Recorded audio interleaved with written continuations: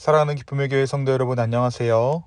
오늘은 다 같이 다니엘서 9장 20절에서 마지막 절까지의 말씀을 함께 묵상합니다.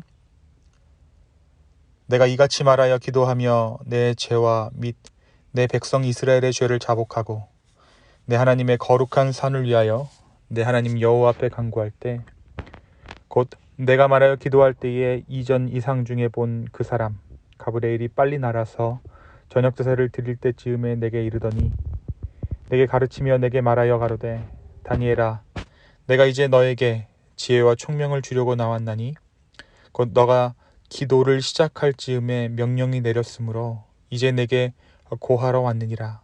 너는 크게 은총을 입은 자라.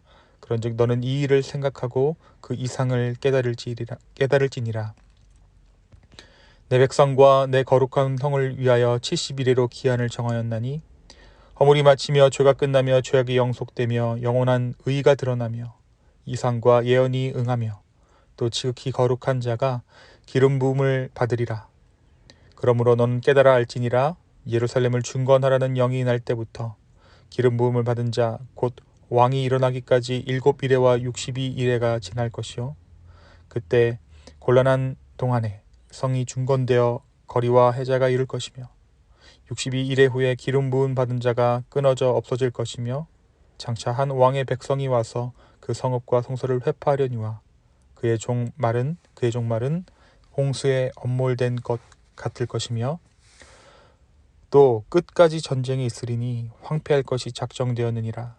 그가 장차 많은 사람으로 더불어 한 이레 동안의 언약을 굳게 정하겠고 그가 그 이레의 절반에 제사와 예물을 금지할 것이며 또 잠포하여 미운 물건이 날개를 의지하여 설 것이며 또 이미 정한 종말까지 진노가 황폐케 하는 자에게 쏟아지리라 하였느니라. 아멘. 우리가 어제 말씀에서 다니엘의 기도를 함께 나누었습니다. 다니엘은 말씀을 읽던 중에 예레미야 선지자의 글을 읽게 됩니다. 그리고 유다의 포로 생활이 70년에 마치리라는 예레미야의 예언의 말씀을 읽게 되죠. 그리고 그 70년이라는 시간이 거의 다 찼다라는 것도 확인하게 됩니다. 그리고 그는 이 말씀을 깨닫는 즉시 금식하고 기도하기 시작합니다. 나라와 민족을 위해 기도했던 것입니다. 이 나라와 민족을 위해 기도했던 이 다니엘의 기도는 회개로 시작해서 회개로 마치는 회개의 기도였습니다. 그의 기도는 민족의 죄악을 자신의 죄악으로 여겼던 기도였습니다. 오늘 말씀은 그렇게 다니엘이 민족을 위해 기도할 때 하나님께서 그에게 천사 가브리엘을 보내셔서 그에게 또 한 계시를 알게 하신 내용입니다.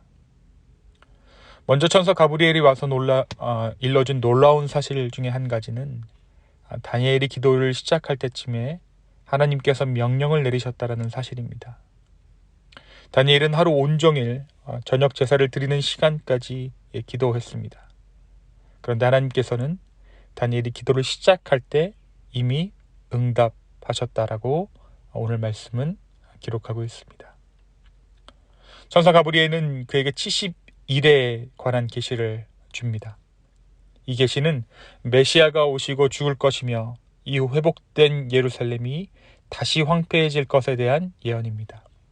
그러니까 다니엘이 살아있는 그 시점에 대한 예언이 아니라 수백 년, 수천 년이 지난 후의 상황을 이 천사 가브리엘을 통해 다니엘에게 예언한 것이죠. 이스라엘 백성들이 메시아를 기다렸을 때 그들이 어떠한 말씀을 기준을 두고 근거를 두고 메시아를 기다렸냐면 다름 아닌 이 다니엘의 오늘 이 말씀을 두고 그들은 메시아를 기다렸습니다. 오늘 이 예언에 대해서 다양한 해석이 있지만 가장 핵심적인 것은 바로 이 다니엘의 환상, 다니엘의 이 가브리엘이 알려준 이 놀라운 비밀이 다름 아닌 예수 그리스도와 예수 그리스도의 순환, 그리고 예수님께서 돌아가신 이후의 이스라엘 상황들을 묘사하고 있다는 것입니다. 이것은 26절에 기름 부음 자가 끊어진다라는 말로 표현됩니다. 실제로 다니엘이 받은 계시로 이렇게 연대 계산을 했던 유대인들이 메시아의 도래를 이때쯤으로 기대하고 기다렸던 것입니다. 물론 여러 해석들이 있고 오늘 제가 말씀드리는 이 해석은 여러 해석 중에 하나입니다. 하지만 분명한 것은 다니엘이 기도했을 때 하나님께서 하나님의 계획을 그에게 알리셨다는 사실입니다. 사랑하는 성도 여러분, 오늘 말씀이 우리에게 무엇을 말해주고 있을까요? 우리가 어제 그리고 오늘 이 다니엘서 9장의 말씀을 통해 받게 되는 은혜 중에 한 가지는 하나님은 우리의 기도를 통해 말씀하신다라는 사실입니다.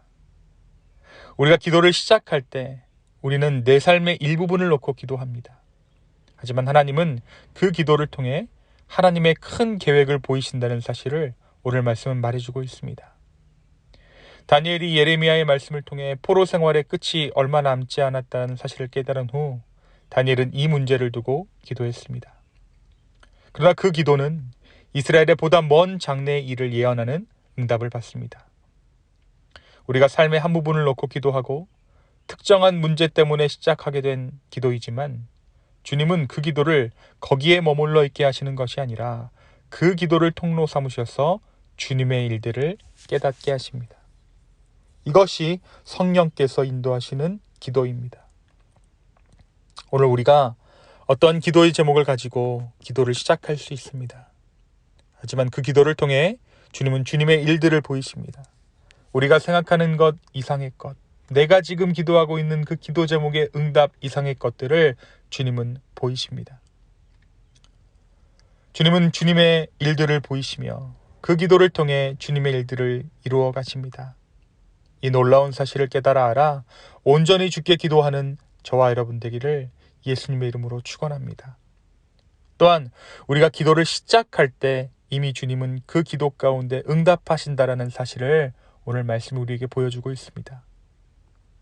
주님은 우리가 기도하기 시작하는 그때에 이미 응답하신 주님이십니다. 우리는 어떤 문제를 놓고 기도해야겠다라고 마음 먹게 되고 기도를 시작하려 하지만 이 기도를 시작하는 데 있어서 시작하는 그 시점이 어렵습니다. 사탄은 우리가 기도를 시작하는 것을 방해합니다.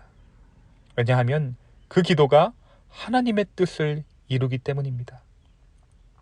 어떠한 기도 제목이든지 우리가 기도하기 시작할 때 주님은 그 기도에 이미 응답하십니다. 그리고 그 기도 가운데 우연의 연속처럼 생각되었던 우리의 삶이 주님의 섭리로 보이기 시작합니다. 오늘 하루 기도 가운데 주님을 만나며 주님의 크고 놀라운 계획을 깨달아 주님께 한 걸음 더 가까이 가는 저와 여러분 되기를 소망합니다. 어떠한 기도가 됐든지 기도를 시작하십시오. 그 시작 가운데 주님의 응답하심이 있습니다. 이 시간 함께 기도하겠습니다. 주님, 오늘 이 다니엘서 9장 말씀을 통해 우리 가운데 기도하라 말씀하시니 감사합니다. 우리가 이 말씀에 순종하여 기도하기를 원합니다. 주여, 오늘 기도하는 우리 가운데 응답하여 주시고 하나님의 크고 놀라운 일들을 보이시고 또한 순종의 마음들 허락하여 주시옵소서.